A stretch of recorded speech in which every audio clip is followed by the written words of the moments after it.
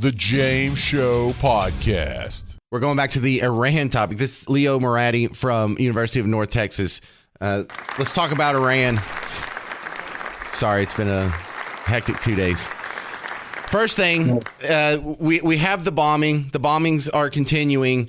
Are we ever going to have to put boots on the ground, or can we really get all of what we want to accomplish just through the air? Thanks for having me, James. I don't think that would be necessary because we already have boots on the ground, and that's around 50 million adults Iranian who are very angry at the regime, and they have been fighting the regime for more than 35 years, as long as I remember. And the most recently in January, that the regime killed more than 40,000 innocent unarmed protesters. And that's why they are cheering and welcoming the U.S. intervention in their country. Well, Leo, once we have the transition happen, how do we know we're not going to end up with another terrible government just of a different flavor? So Iranian people, when U.S. and Israel complete their missions, that would pave the way for Iranian to get back to the streets and topple the regime entirely.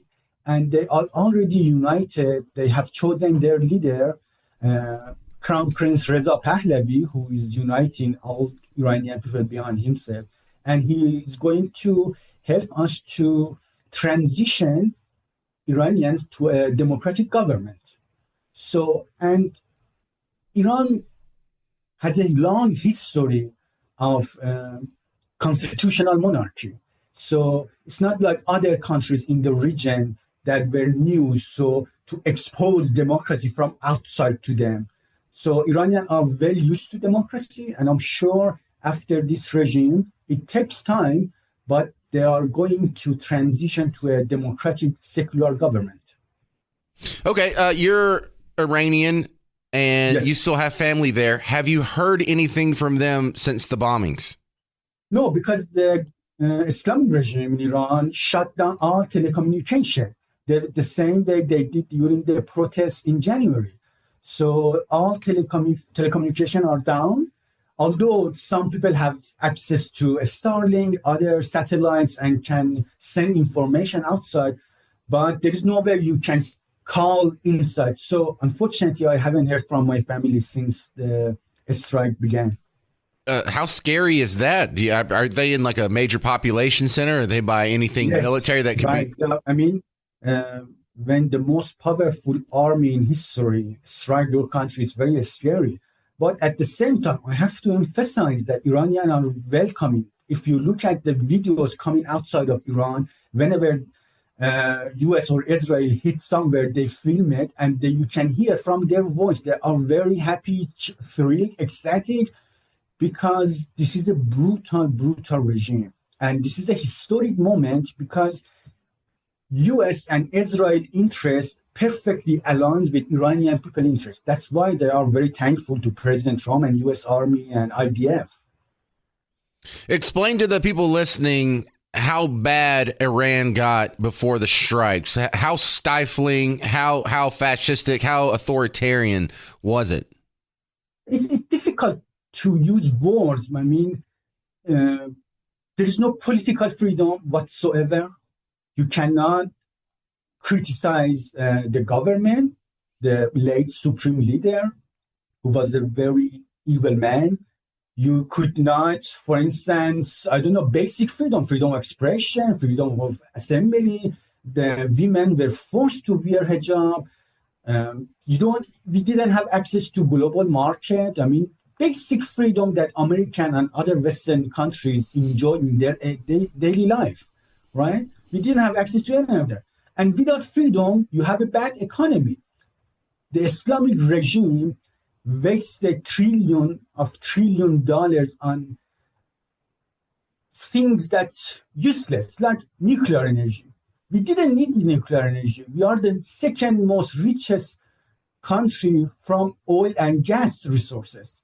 Just compare Norway. Just imagine Norway. Norway also just selling oil and it's a free, beautiful country. It doesn't intervene in Finland or in Sweden or in Iceland. They're just living their life. We could be the same things, but no, because the Islamic regime wants to export the theocratic revolution to the region and to the West. It's fundamentally anti-West ideology, anti-West government, which is opposite of what Iranian people want. So they want to be just normal people, normal people living in a normal country. Leo Moradi, when this is all said and done and we have a new government approved by the Iranian people, do you think there will still be the mandate on hijabs? I don't think so. No, that would be one of the... so if you don't have a secular government, which means no religion, including Islam, should be part of law. We want a government based on natural right, natural law, not Islamic laws. Hijab is Islamic law. People don't want that. If you remember a few years ago in 2022, there was another huge protest, Women Life Freedom. They brutally killed an innocent girl because she didn't fully cover her hair. So since 2009, again, I was there, we protested again against the government. We asked President Obama for his help. Unfortunately, we didn't receive that. But this time, I'm sure President Trump following pursuing America's interest, which is dismantling this brutal regime, nuclear and ballistic missiles. Let me put it this way. A government, a regime that killed more than 40,000 of its own people must not have any kind of weapon, not even a knife, let alone nuclear or ballistic missiles. That interest, dismantling Iran's Islamic regime, nuclear and ballistic capabilities, align perfectly with Iranian people's interest to topple the regime and establish a normal government, like Norway, like South Korea, that is friendly with its neighbors. They are open to the global market. They can sell oil, receive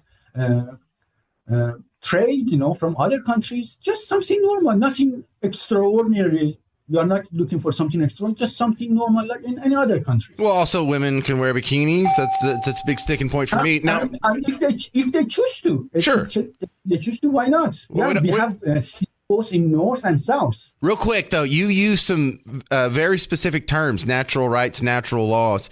Now, these are from the Enlightenment thinkers of Western civilization, and if you say these are ingrained in the Iranian people, maybe more specifically the Persian people, I mean, does Persia count as Western civilization, or could they sort of join the Western world? So if I refer to a German philosopher, Friedrich Hegel, he was a 19th century German philosopher. Right. He has a very famous book, Philosophy of World History. In a chapter on Persia, he says this: with Persian people, for the first time, we enter to a historical people where, and this is important, we European can feel at home. Yes, Iranian people, Persian people are very individualistic and very aligned with Western culture. Just before the revolution, at least more than 55,000 Americans used to live in Iran. Yeah. One of the greatest economy of back then. And unfortunately, this last 47 years was something unnatural, because natural form of government in Iran, in Persia, has always been monarchy. Right. We had a constitutional monarchy, the first constitutional monarchy in the region, if not in Asia.